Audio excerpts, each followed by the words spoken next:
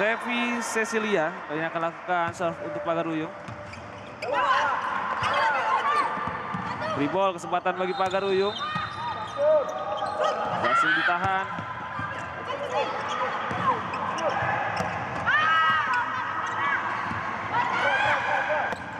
Kembali kali ini kesempatan bagi Pagaruyung.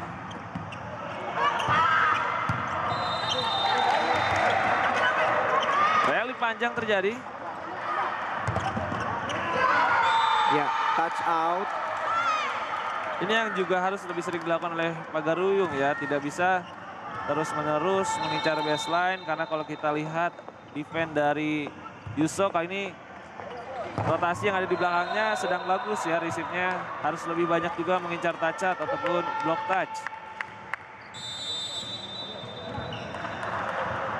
4 Yuso Yogyakarta.